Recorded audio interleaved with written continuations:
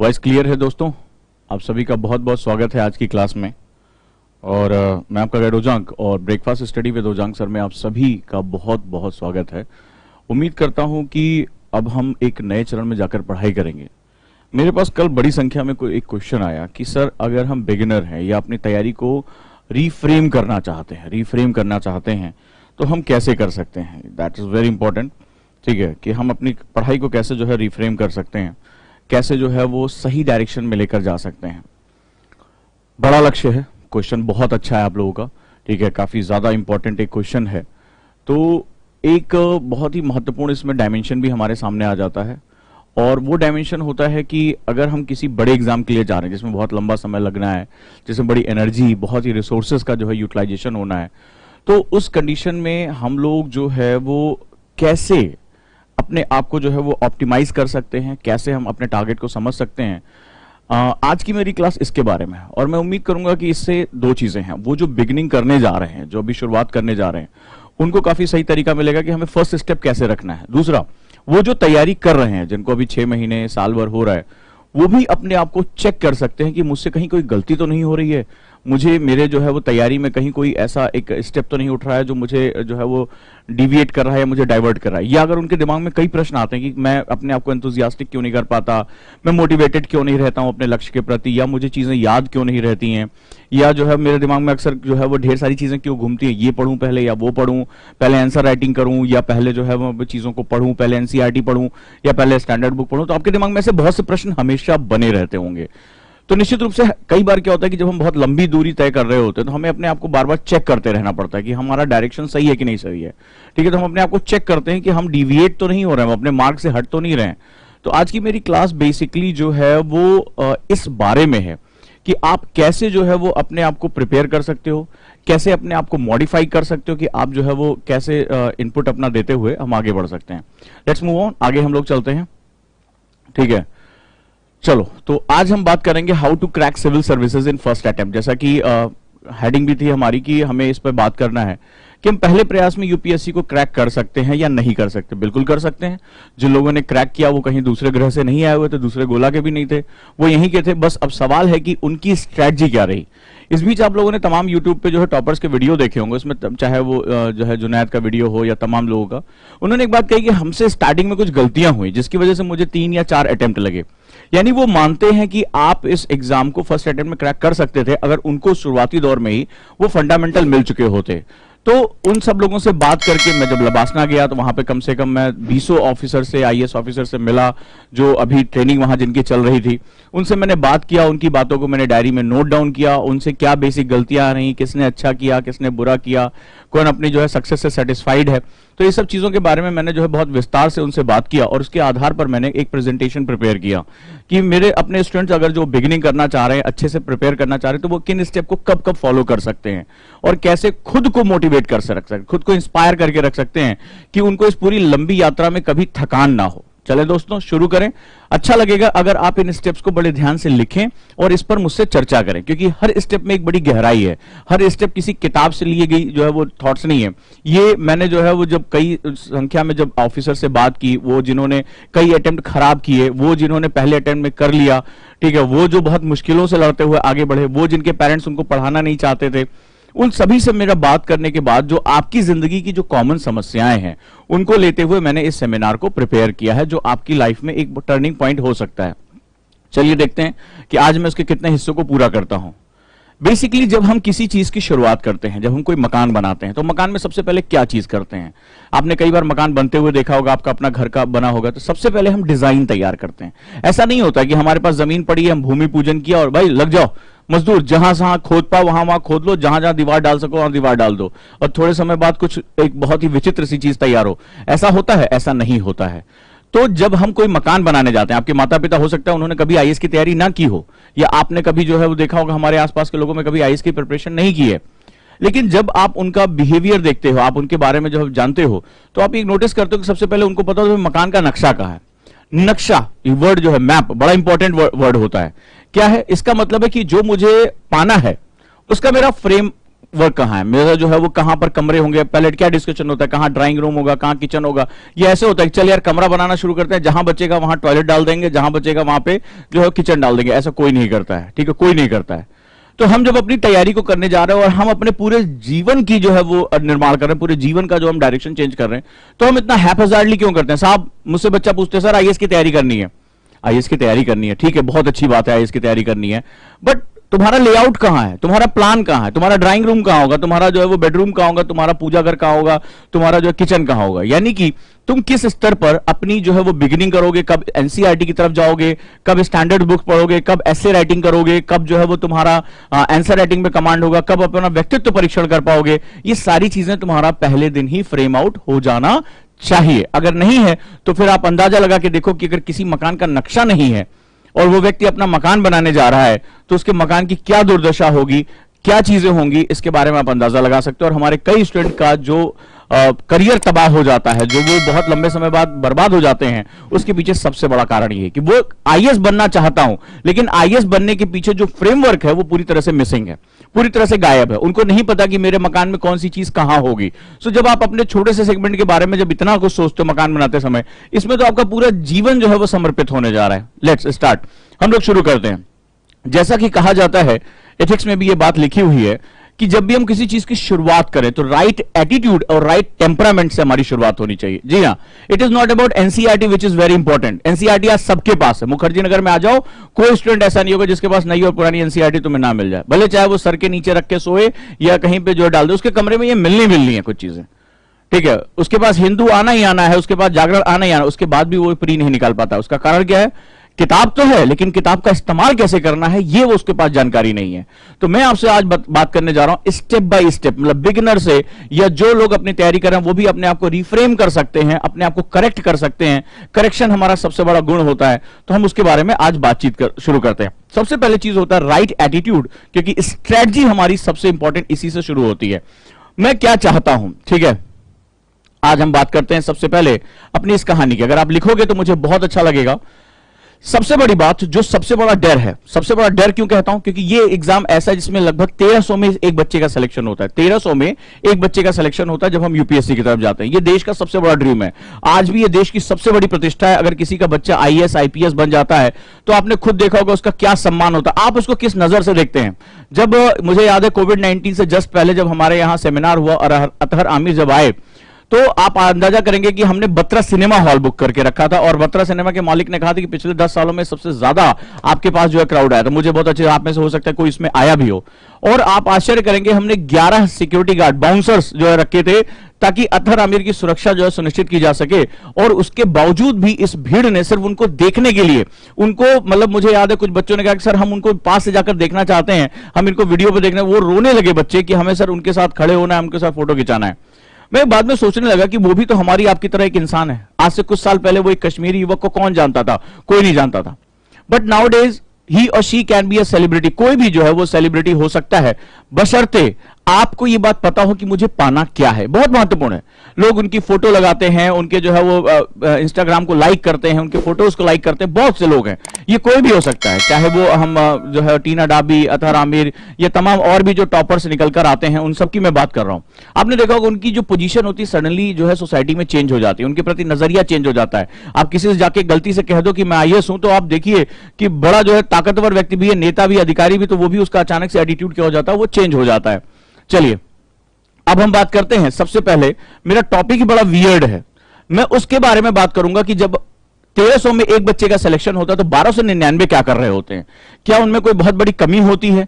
क्या वो जो है उन्होंने पढ़ाई नहीं की होती? क्या उनकी एनसीईआरटी की बुक्स गलत प्रिंट हुई होती हैं? या उनकी किताबें कोई आके फाड़ जाता है, उनके नोट्स को पानी में गला देता है? क्या ऐसा उनके साथ होता है?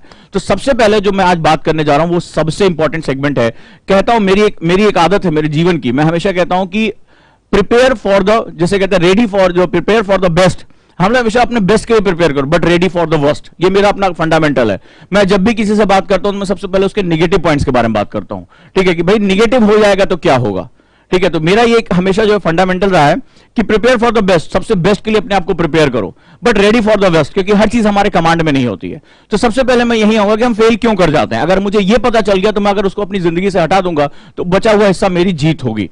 फेल क्यों कर जाते हैं? सबसे बड़ी बात है और वो है सबसे महत्वपूर्ण, ध्यान से अपने आज डायरी लिख के मुझे शेयर करना कि अपने जो सपने हैं उसमें विश्वास में जो कमी होती है। ड्रीम्स, मैं आईएएस बनना चाहता हूं और मैं आईएएस हूं, इसके बीच में जमीन आसमान का अंतर, जमीन आसमान का अंतर होता है। मैं आईएएस हूं, मैं वो फील कर रहा हूं, मैं अपने व्यक्तित्व उसी हिसाब से लेकर चल रहा हूं, मेरे बोलने का तरीका, मेरे पढ़ने का तरीका, बात करने का, क्लास में प्रश्न पूछने का तरीका, ये सब कुछ बताता है कि मेरे विश्वास कितने ज्यादा हैं।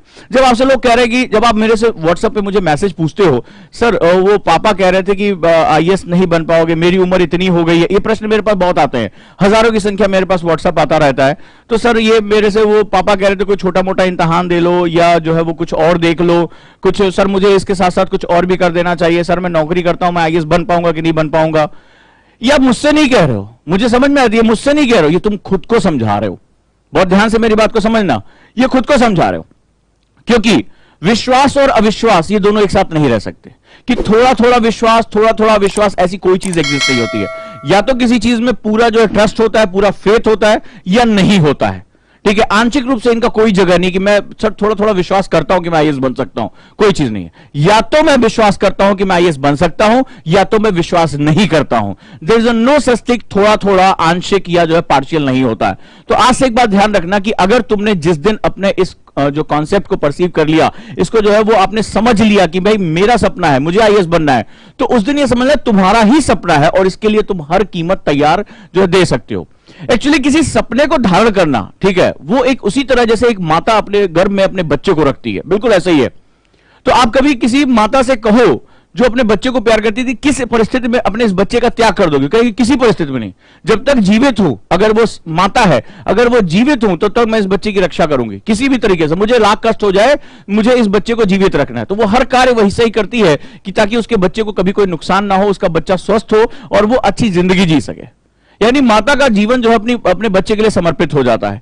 ऐसा ही कुछ यूपीएससी का जो सपना देखने वाले जो स्टूडेंट्स हैं, चाहे वो गर्ल्स हो चाहे बॉयज हो, वो बिल्कुल उसी तरह से आपने एक सपना कंसीव किया है, आपने उसको जो है वो अपने दिलो दिमाग में आपने उसको धारण कर लिया है। अब चाहे दुनिया की कोई ताकत क्यों ना आ जाए, एक बार तो मुझे इसके लिए फाइट करना ही करना है, फाइट करना ही करना है, चाहे जो हो जाए, चाहे वो कोई भी हो, मेरा सगा संबंधी, ब्लड रिलेशनशिप, संसार की सारी परिस्थितियां मुझसे कह रहे हैं कि भाई आपको ये नहीं करना चाहिए, लेकिन अगर मैंने सोचा है, मेरे अंदर कुछ ताकत है, तो मुझे ये करना ही चाहिए, चाहे संसार की कोई भी ताकत मेरे सामने आकर क्यों ना खड़ी हो जाए। दूसरा, जब आप अपने आप से एक प्रश्न पूछते हैं, मैं हमेशा कहता हूं और कई सालों से ये कहता चला रहा हूं, मैं आईएएस क्यों बनना चाहता हूं, this is one of the most fundamental thing.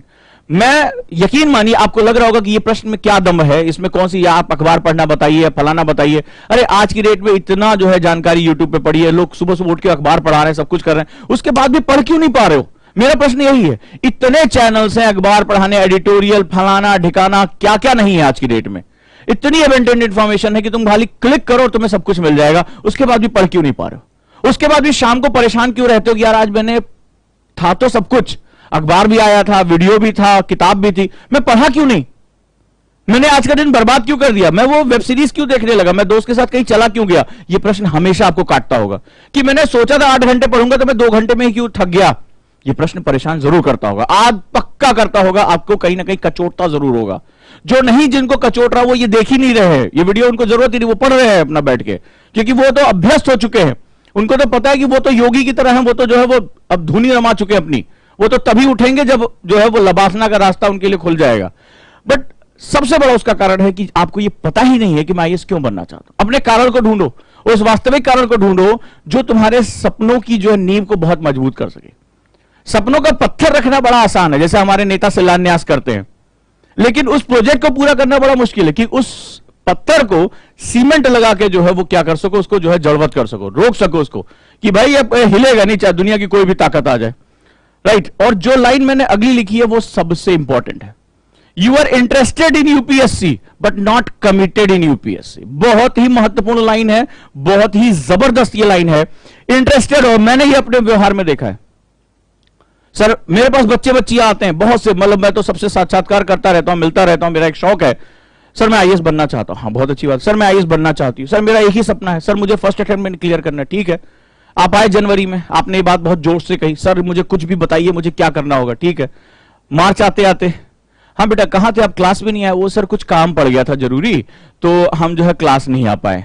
ठीक है, अप्रैल आते आते बेटा आपने होमवर्क नहीं किया, अरे वो सर वो थोड़ा सा तबीयत खराब हो गई थी, कहीं जाना पड़ गया तो इसलिए होमवर्क नहीं किया सर, अगली बार से अच्छा करेंगे। फिर जो है वो मई आ गया, बेटा आप लगातार क्लास में भी नहीं आ रहे हो, आपकी परफॉर्मेंस डाउट है, आपने टेस्ट नहीं दिया, वो सर मुझे लग रहा है कि मेरा वो प्रिपरेशन सर वो उतनी अच्छी है नहीं, इसलिए अगली बार हम प्रिपेयर करके टेस्ट देंगे। क्या कर रहे हो आप, क्या कर रहे हो आप जब जनवरी में आए तो आपने कसमें खाई थी कि सर आईएएस टॉप करेंगे, मेरा सपना है, मेरे बचपन का सपना है, और मार्च आते आते, अप्रैल आते आते, मई आते आते आपकी एनर्जी खत्म। और देखना ये बहुत बड़ी अखंड सच्चाई है। फिर अचानक से आपको काम आ जाते हैं, आप टेस्ट प्रिपेयर नहीं कर पाते हो, आपके नोट्स नहीं बन पाते हैं, कुछ नहीं होता, just because of you was interested. आप बहुत इंटरेस्टेड थे, ठीक है, बहुत इंटरेस्टेड थे कि आईएएस मुझे करना है, लेकिन कमिटेड नहीं थे। और जब किसी रिश्ते में कमिटमेंट नहीं होती है ना, वो रिश्ता टूट जाता है। ठीक है भाई, कोई बहुत अच्छा सुंदर व्यक्ति दिखा, ठीक है, चाहे लड़का या लड़की, भाई बहुत बहुत खूबसूरत है, हम आगे चल के जाएं, लेकिन पता चला उसके प्रति तुम्हारे कमिटमेंट ही नहीं है, तो वो रिलेशनशिप आगे थोड़ी जाएगी। तो यूपीएससी भी तो तुम्हारा एक रिश्ता है, जीवन भर का रिश्ता है, ये पति पत्नी से भी ज्यादा गहरा रिश्ता है। तो इसके लिए तो तुम्हें कमिटमेंट दिखानी पड़ेगी, हाँ मैं तुम्हारे लिए समर्पित हूं। तो जब समर्पण होगा तभी तो रिश्तों का जो है होगा। जो लोग भी किसी रिलेशनशिप में होंगे, जो इस बात को बहुत अच्छी तरह जानते होंगे कि बिना कमिटमेंट के तो कोई रिश्ता चल ही नहीं सकता। किसी रिश्ते में अगर तुम बेईमानी करोगे, बेवफाई करोगे, तो वो रिश्ता चलेगा। तो भाई तुम यूपीएससी के साथ तुम्हारा जीवन भर का रिश्ता है, मतलब अंतिम मरते समय तक भी तुम्हारा पोस्ट तुम्हारे साथ रहेगा। ये साहब भूतपूर्व आईएएस या भूतपूर्व आईपीएस थे, तो जो मरते समय जो है तुम्हारे तक रहेगा, तुम्हारे अंतिम समय तक चलेगा, तुम्हारे बाद भी चलेगा। ठीक है, तुम्हारे बच्चे उसका जो इस्तेमाल करेंगे, भूतपूर्व आईएएस का मैं पुत्र हूं या पुत्री हूं। तो भाई ये जीवन भर का, जीवन के बाद का भी एक रिश्ता है, तो तुम इसके प्रति कमिटमेंट ही नहीं शो कर रहे हो। ये सबसे बड़ी चीज है, आपको ये जज करना पड़ेगा। ये जो पॉइंट है वो आपको फेलियर का सबसे बड़ा रीजन। और मैं ऐसा कम से कम सैकड़ों की संख्या में हर साल बच्चों से मिलता हूं, बात करता हूं और उनका रिकॉर्ड रखता हूं, और मैं देखता हूं वो कैसे जो है मूवमेंट कर रहे हैं। राइट। दूसरा सबसे बड़ी चीज है, जो तो हमारे समाज है, हमारा जो सोसाइटी है, वो बहुत एक ऑप्रेसिव सोसाइटी है, बहुत ज्यादा आपके ऊपर दबाव डालता है, आपके सपनों को ये हमेशा काट के फेंक देता है। और इसके लिए मैंने कल्चर की क्लास में बहुत कुछ डिस्कशन कर रखा है कि हमारा सोशल कल्चर है क्या। और जब आपके ऊपर ये प्रेशर आता है डर के मारे, यार मैं तो बड़ा गोल्ड मेडलिस्ट नहीं हूं, मैं तो सेकंड डिविजनर हूं, मैं तो यार हिंदी माध्यम से पढ़कर आया हूं, अभी यूट्यूब पे देखा था कि हिंदी माध्यम का सिलेक्शन ही नहीं हो रहा है, कोई टॉपर ही नहीं निकलता। भाई बाप हजारों की संख्या में क्वेश्चन आते हैं ये। ठीक है, पापा कह रहे थे पहले कोई छोटी मोटी नौकरी पकड़ लो, अभी देखो भर्ती निकली है पटवारी की, पटवारी पहले कर लो फिर देखेंगे इस आगे। तो क्या होता है, आप डर के मारे, डर, फियर, लालच जो भी है, इसके मारे आप छोटे छोटे लक्ष्य बना लेते हो, छोटे छोटे लक्ष्य बना लेते हो, यार ये पा जाए। अब जैसे मेरे कुछ स्टूडेंट हैं, मुझे याद है जब वो आए मेरे साथ मिले शुरुआती दौर में, तो उनसे मैंने कहा था कि बड़ा सोचो, बड़ा करो। नहीं ठीक है, उन्होंने क्या हुआ, एक छोटा एग्जाम दिया और उसको उन्होंने क्वालिफाई कर लिया, हुर्रे, घर में पार्टी मिठाई बट रही है, बहुत अच्छा। हालांकि जैसा आईएएस में होता है कि देश में न्यूज़पेपर ऐसा कुछ नहीं हुआ, लेकिन हाँ उनको नौकरी मिल गई। अब उन्होंने मुझसे वादा किया कि सर नौकरी होते ही मैं जो है वो आईएएस की तैयारी में लग जाऊंगा। पर भाई कोई तुम्हें फ्री में सैलरी थोड़ी देगा। अब नौकरी में गए तो नौकरी में प्रेशर आना, पहले ट्रेनिंग, फिर ये सर अभी नहीं, 6 महीने बाद ट्रेनिंग खत्म हो जाएगी फिर करेंगे। फिर नौकरी में जो है सर अभी तो फील्ड में डाल दिया है सर, अभी तो कुछ कर ही नहीं पा रहे हैं। फिर क्या हुआ, इधर समय बीतता रहा, समय बीतता रहा, घर वालों ने कहा भाई नौकरी हो गई सरकारी, अब हमारी भी उम्र हो रही है, किसी भी दिन जो है यमराज का बुलावा आ सकता है, तुम एक काम करो जो है शादी कर लो ताकि हम नाती पोतों का मुंह देख के संसार से जाएं। हो गई शादी, ठीक है, उधर बढ़िया रिश्ता भी आ गया, सब कुछ जो है मामला सेट हो गया, और भाई साहब जो है वो लग गए अपने अगले काम में।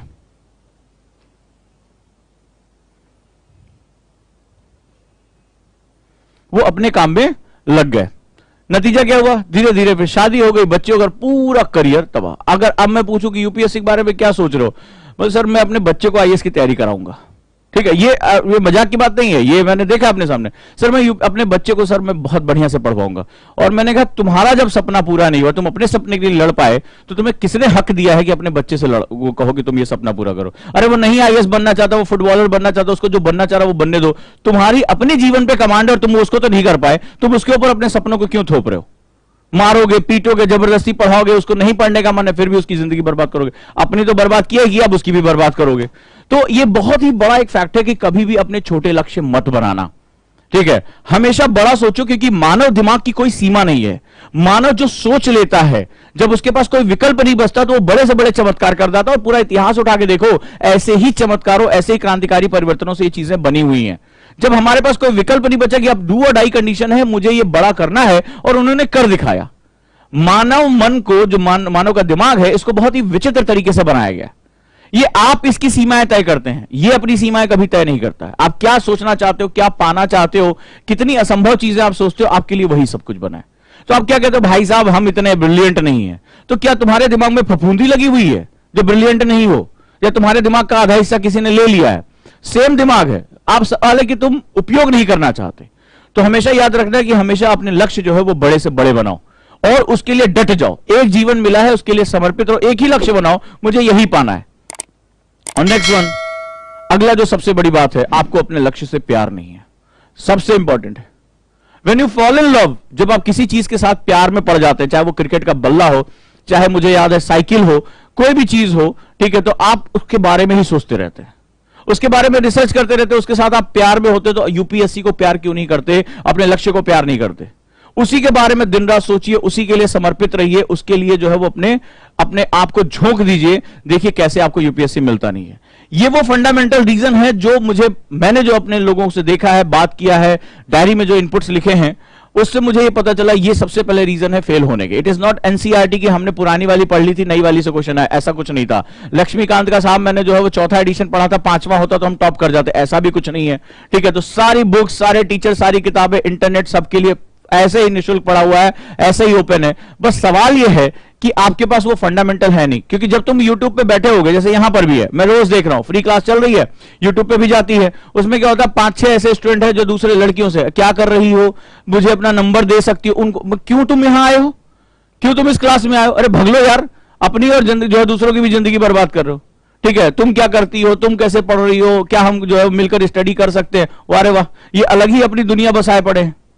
तो जब आप इसके लिए नहीं हो, तो आपको अभी मजा तो बहुत आ रहा है, लेकिन वो रंग दे बसंती का एक डायलॉग याद है ना, बहुत बहुत बेहतरीन डायलॉग था कि कॉलेज की इस तरफ, कॉलेज का मतलब यहां पर अभी जब तक आप सेफ हो, मां बाप आपको पैसा दे रहे हैं, अपना वरद हस्त दिए हुए हैं, हम जिंदगी को नचाते हैं, और कैंपस के उस पार जिंदगी हमें नचाती है। और ये बहुत बड़ी सच्चाई है।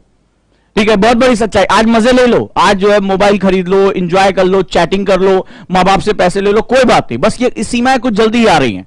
उसके बाद जिंदगी जब आपको नचाएगी, और जब आप रात में बारिश में भीगते हो, कभी तुम्हारे घर में जो स्विगी और ये सब जो डिलीवरी करने आते हैं, रोक के कभी जो है उनकी स्थिति पे जाड़ेगी, रात में अगर कभी आ रहा है तुम्हारा 10 बजे खाना देने, उसके कभी पीठ थपथपा के उससे थोड़ा सा जो है नरमी से बात करके देखना, अपनी असलियत बताएगा कि साहब मैं भी पढ़ने में ये कोशिश करता था, मैं इंजीनियरिंग किया हुआ, मुझे कोई नई काम मिला तो मैं यही कर रहा हूं। ठीक है, मैं फलाना जो हूं, मैं ये चाहता था लेकिन मुझे ये करना पड़ रहा है। ठीक है, रात में 10 बजे जब तुम अपने घरों में बैठ के टीवी के सामने ऑर्डर कर रहे हो, तो रात के 10 बजे जो है जाड़े की रात में वो तुम्हारा खाना डिलीवर करने आ रहा है। ठीक है, तो अब तुम्हें यह सोचना है कि तुम्हें अपने ड्राइंग रूम में बैठकर खाना खाना है या तुम्हें किसी के घर खाना पहुंचाना है। ये तुम्हारे ऊपर है, और तुम्हारा निर्णय ये बिल्कुल 100% तय कराएगा कि क्या तुम करने जा रहे हो। आज जिंदगी को एंजॉय कर लो, कल जिंदगी तुम्हें एंजॉय करेगी। उसके लिए तुम एक खिलौना हो जो तुम्हें दौड़ाएगी, भगाएगी, तुम जिंदगी के ऊपर कमांड नहीं कर पाओगे। ठीक है, जिंदगी की पूरी जिंदगी जद्दोजहद में बीत जाएगी कि कल मेरा खाना कैसे बनेगा, मेरे बच्चे की पढ़ाई कैसे होगी, पूरी लाइफ।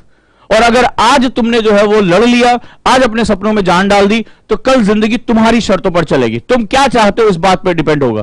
तुम्हें ये नहीं सोचना पड़ेगा मेरे बच्चे का स्कूल में एडमिशन होगा या नहीं होगा, मेरे पास पैसे होंगे कि नहीं होंगे, सब कुछ आपके लिए जो है उपलब्ध रहेगा, बशर्ते तुम इस समय की कीमत को कितना समझ पाते हो। तो मैंने आज सबसे पहले यह बताया कि हम फेल क्यों होते हैं। फिर से कह रहा हूं, पहली बात, अपने सपनों में विश्वास करना सीखो। एक सपना देखो, कोई जरूरी नहीं कि हर दिन सुबह उठो, आज मैं पायलट बनूंगा, आज मैं रॉकेट साइंस बनूंगा, आज मैं ये बनूंगा, नहीं। एक सपना देखा और उस सपने के पीछे पूछो कि मैं ये क्यों बनना चाहता हूं। जब वो कारण मिल जाए तो उसमें विश्वास करो, और इतना अखंड विश्वास करो कि दुनिया की कोई भी ताकत तुम्हें तुम्हारे सपनों से दूर न ले जा सके। दूसरा, इंटरेस्टेड हो पर कमिटेड नहीं हो। इंटरेस्ट शो कर रहे हो, मैं आईएएस बनना चाहता हूं, लेकिन अगर कमिटेड होते तो जनवरी, फरवरी, मार्च, अप्रैल, मई, जून, जुलाई हमेशा कंसिस्टेंट रहते। मैं हमेशा कहता हूं कि आज भी इस एग्जाम में कछुआ ही रेस जीतता है, खरगोश नहीं। खरगोश आते हैं मेरे पास, मैं इनको पैराशूट स्टूडेंट कहता हूं। अक्सर तुम लोगों ने अगर मेरे साथ तुम्हारा कभी मिलना हुआ हो तो मैं इनको पैराशूट स्टूडेंट कहता हूं। आए झमझमाते हुए मम्मास बॉय की तरह जो है नीचे कूदे, तिलक विलक लगाए, झकास जो है वो मम्मी के हाथ का लड्डू उड्डू खाए, सर मैं आईएएस बनना चाहता हूं। 3 महीने बाद उनका लड्डू जो है फफूंदी पकड़ लेता है और वो उनके जो है सारे सपने गलने शुरू हो जाते हैं, भग लेते हैं यहां से, बोले सर बहुत कठिन है, अब लग रहा है आईएएस बनना बड़ा मुश्किल। अच्छा, तुम देश की सबसे ऊंची पोस्ट भी चाहते हो, कल तुम देश के नीति नियंता बनना चाहते हो, कल हजारों लाखों के तुम हीरो बनना चाहते हो, और तुम कोई तकलीफ भी नहीं झेलना चाहते। संसार में इतिहास उठा के देख लो, क्या आज तक कोई हीरो ऐसा हुआ है जिसको तपा देने वाली आग से ना गुजरना पड़ा हो, जिसको जान तक के खतरे ना आए हो, या जो भी हीरो ऐसा जिसने जो है पूरे समाज को नेतृत्व ना किया हो। लेकिन यह नेतृत्व करना इतना आसान होता है क्या? हीरो बनना इतना आसान होता है? सबका प्रसिद्ध होना इतना आसान होता है? पूछो किसी भी सक्सेसफुल व्यक्ति से, पीछे उसके पीछे कितनी बड़ी पीड़ा उसके साथ होती है। उस मां से पूछो जो एक बच्चे को जन्म देती है, कितनी पीड़ा से गुजरती है। अरे संसार में सफलता, जन्म, जीवन, इन सब का जो प्रारब्ध है, जहां पे हम शुरुआत करते हैं, वही दर्द है, वही जो है तकलीफ है। तो अगर पढ़ते समय दर्द हो रहा है, अपने दोस्तों से बिछड़ने का दर्द हो रहा है, कहीं किसी फंक्शन में न जाने का एहसास हो रहा है, तो यार ये दर्द जो है वो अवसंभावी है, ये तुम्हारे इनहेरिट है, ये होगा ही होगा। बिना दर्द के जो है वो बच्चा जब जो है वो पैदा नहीं होता, जीवन का जन्म नहीं होता, तो तुम कैसे उम्मीद कर सकते हो तुम इतने बड़े सपने को जो है वो जमीन पर लेकर आ पाओगे? अपनी और जाने कितने लोग की जिंदगियों में परिवर्तन कर पाओगे? इतना महान सपना देख लिया है तो दर्द तो सहना पड़ेगा भाई। तो सबसे पहले ये फेलियर के जो रीजन है, इनको अपने जीवन से हटा दो, हटा दो इनको। विश्वास करो, बड़े सपने देखो, और बड़े सपने देखना तुम्हारा हक है। मानव होने के नाते हमें कभी भी, मानव जाति में हर वो व्यक्ति अपराधी है जो छोटे सपने देखता है या किसी दूसरे को छोटे सपने देखने के लिए प्रेरित करता है। वो चाहे घर में आपके क्यों ना हो, आपका बहुत सगा संबंधी क्यों ना हो, अगर वो आपको छोटे सपने देखने के लिए प्रेरित करता है तो वो अपराधी है। मानव जाति के विनाश और उसके जो दबाव के कारण सबसे बड़ा वही लोग हैं जो दूसरे के सपनों की हत्याएं करते हैं, उनके सपनों को दबाते हैं। मानव होने के नाते ईश्वर ने हमें समान जो है वो अवसर दिए, समान अवसर दिए हैं। अगर आप YouTube पे जाएं, आपने दीपा का नाम सुना होगा, पैरा ओलंपिक्स में जो है वो इतनी गोल्ड मेडलिस्ट हैं। क्या करते हो? मोटर एक्टिविटी आपकी खराब है, बॉडी आपकी जो है खराब है, और आप जितने पदक लेकर आ रहे हो, और जो हष्ट पुष्ट है वो पता चला जो है वो गुटखा पान खा के जो है मुंह में दबा के हम बताओ क्या करना है, ये जो है वो काम कर रहा है। तो कौन सही है, वो हष्टपुष्ट शरीर वाला या वो व्हील चेयर पे बैठी हुई दीपा जिसका दिमाग जो है वो बहुत जटिल है, जिसके दिमाग के अंदर असंभव जैसा कोई चीज है ही नहीं है? तो इंसान के पास जो सबसे बड़ी चीज ईश्वर ने दी है, उसका दिमाग दिया है। उसको प्रोग्राम करना है तुम्हें, उसको कमांड करना है तुम्हें, अपने सपनों को मरने नहीं देना है तुम्हें। हमेशा इस बात को रखना है कि तुम्हारे अंदर वो ताकत है, वो जील है जो तुम्हें कहीं पर भी लेकर जा सकती है। तो अब आप सोचना शुरू करिए कि आज से मुझे अपने सपनों को मरने नहीं देना है। और दर्द इस महान सफलता की पहली सीढ़ी है। अगर बॉडी में पेन नहीं होगा, सर में दर्द नहीं होगा, थकान नहीं होगी, इमोशनल पेन नहीं होगा, तो समझ लेना कि आप सफलता के रास्ते पर हो ही नहीं। जीवन की शुरुआत हमेशा दर्द से ही होती है, सफलता की शुरुआत हमेशा दर्द से ही होती है। ये एक इनहेरिट पॉइंट है, और हम में से 99% लोग इस दर्द से डर के, इस दर्द के एहसास से डरकर भग जाते हैं। भग तो जाते हो, लेकिन भग कर जाओगे कहां, यह सोचने वाली बात है। क्योंकि जो 1% बच जाते हैं वही संसार पे नेतृत्व करते हैं। वो तुम्हें दर्द देते हैं, सुख देते हैं, फिर तुम उनकी इच्छाओं पे जीने के लिए मजबूर हो जाते हो। क्यों? क्योंकि तुमने दर्द सहकर अपने आप को जटिल किया है, तुमने दर्द सहकर अपने आप को सफल होने के लिए बनाया है। तो अब तुम उनकी बातें सुनने के लिए मजबूर हो जाते हो। तो तुम्हें यह सोचना है कि कल का तुम्हें जो है उनके दास बनकर रहना है या कल को तुम्हें रूलिंग करनी है, यह तुम्हें डिसाइड करना है। और यह डिसीजन यहां होता है, यह डिसीजन यहां होता है। शरीर तो केवल और केवल एक व्हीकल है, कोई इसका बहुत महत्व नहीं है। अगर ऐसा होता तो ईरा सिंघल को आईए स्टॉप नहीं करना चाहिए था, क्योंकि शरीर तो उनके पास है ही नहीं है, बिल्कुल 60% खराब पड़ा हुआ है। दिमाग तो है ना, तो दिमाग की जटिलता पे विश्वास करना सीखो, दिमाग की ताकत पर विश्वास करना सीखो। ये वो हाथी है, ठीक है, ये वो महान हाथी है जिसको अगर तुमने काबू कर लिया तो दुनिया की शक्ति तुम्हारे पास है, और तुम अगर इसके काबू में आ गए तो ये तुम्हें अपने पैर के नीचे कुचल देगा, तुम्हारा पूरा भविष्य कुचल के रख देगा, और तुम फिर दूसरों की शर्तों पर जीवन जीने के लिए मजबूर हो जाओगे।